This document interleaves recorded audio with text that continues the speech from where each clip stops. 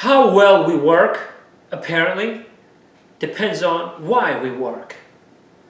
That's what the newest study in 20,000 workers among 50 organizations seems to suggest. I want to review this article by Lindsay McGregor and Neil Doshi at the Harvard Business Review. It talks about job fulfillment. Prior to initiating this study, they interviewed executives at top 100 Forbes companies who clearly believe that company culture is critical to company performance.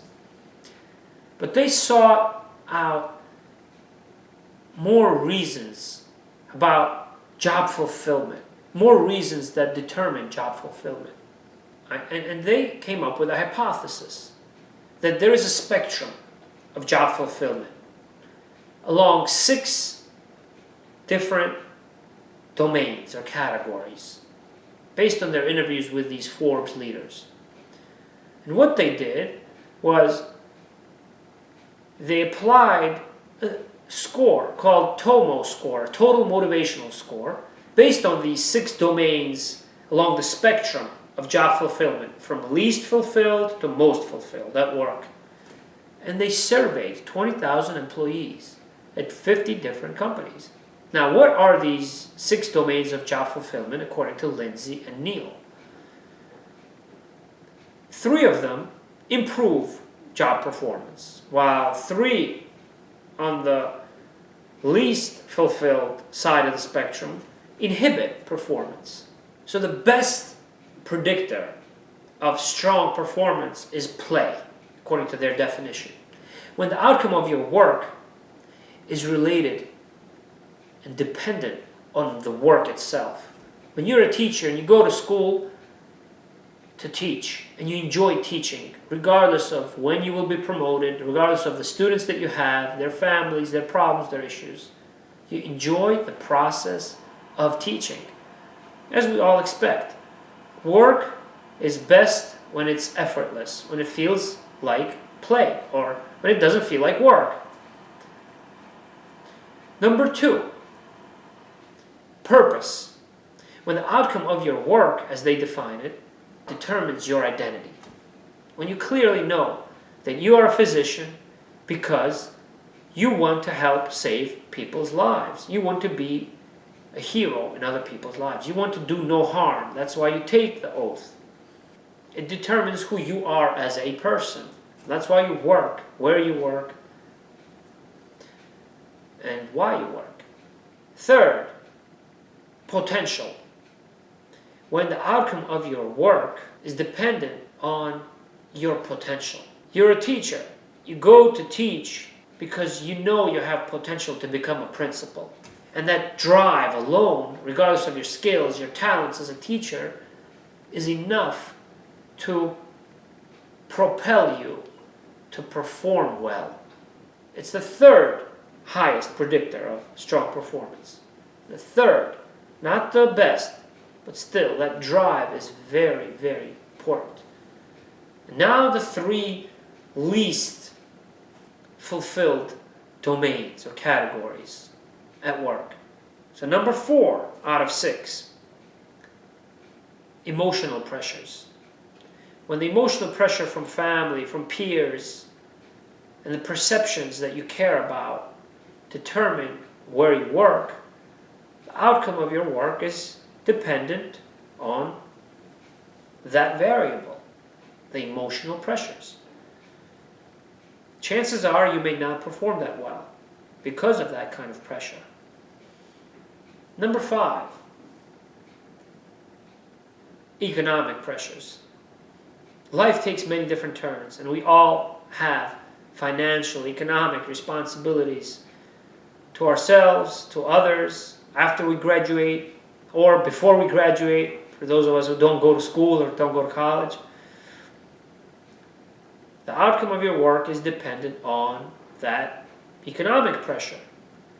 Chances are you may not perform that well because you're working for a paycheck, when in reality there's not one person in this world who works for a paycheck.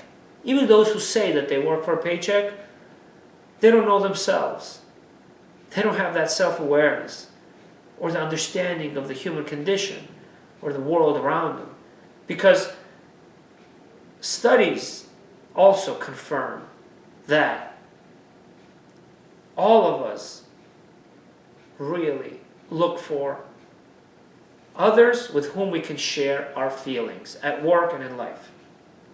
We look for two things at work: attention and importance, or recognition, whatever you want to call it. Attention is the mere capability of having a dialogue, engaging in a dialogue, and sharing emotions with others. Whereas importance is the recognition for your efforts, for your time, for your presence at work. Those are the two basic needs. But when economic pressures determine the reason for why you work, chances are you're not going to perform very well. And the last and the least predictive of high performance on this job fulfillment spectrum is inertia. When the outcome of your work is dependent on random factors that are not related to work, to the company, to the field. When you go to work today, because you went there yesterday, and if anyone asked you why at that company, why with those colleagues, why in that field, and why you go to work, you could not have an answer. You would probably have to fabricate it to others, but you wouldn't be able to answer yourself that question. Inertia. People who work by inertia are not going to perform well. So what the TOMO score entails is a survey that is based on a score of 1 to 7 in each one of the 6 domains. That score is then summed up, and Lindsay and Neil created a linear regression model that normalized the total score to a scale of 0 to 100 to measure the company culture or the relative job fulfillment in a given company. And as a result, and as we probably all expect, Southwest Airlines and Trader Joe's are two of the companies that score very highly in a job fulfillment score. I think that the TOMO score proposed by Lindsay and Neil is a convenient, easy-to-use measure that you can apply in your business for your organization.